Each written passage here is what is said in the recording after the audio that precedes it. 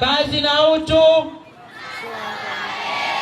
Hakika mimi nimesimama hapa kwanza kumshukuru Mwenyezi Mungu mwingi wa rehema, lakini kumshukuru Daktari Samia Suluhu Hassan, Rais wa Jamhuri ya Muungano wa Tanzania, na serikali anayoiongoza awamu ya 6.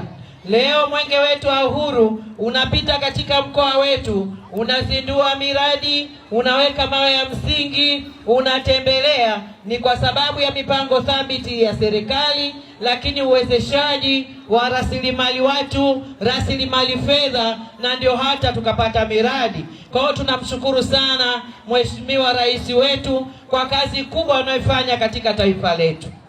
Lakini tunamshukuru pia kutuona na sisi wana Manyoni, kututeulia ndugu yetu, mbunge wetu, mwakilishi wetu, kaka yangu Daktari Pius Chaya. Nawapongeza sana wakimbiza mwenge wetu wote wa kitaifa. Kwa kweli hakika vijana hawa ni wazalendo, wameibeba historia ya taifa letu ndani ya mioyo yao. Wanaposema sisi wote tunasisimka, na kwa kweli machozi yanatoka ya shukurani kwa Mwenyezi Mungu kwa kutupa mama Tanzania, nchi nzuri, nchi yenye upendo, nchi yenye watu wakarimu, nchi yenye baraka zote.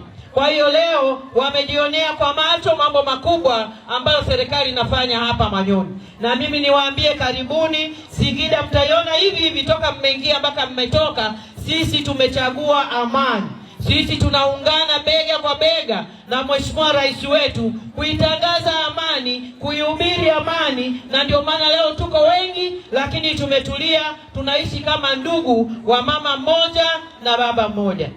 Nafurahi. Nimefika Manyoni asubuhi, nimekimbia na nyinyi katika miradi, na nimeona kwenye kila mradi wananchi wengi wamejitokeza. Kwa hiyo nilipata faraja. Nilifika hapa mkiwa mradi wa 3, nikaona mambo mazuri, na mpaka sasa hivi hapa ni mambo mazuri sana yanafanya kazi.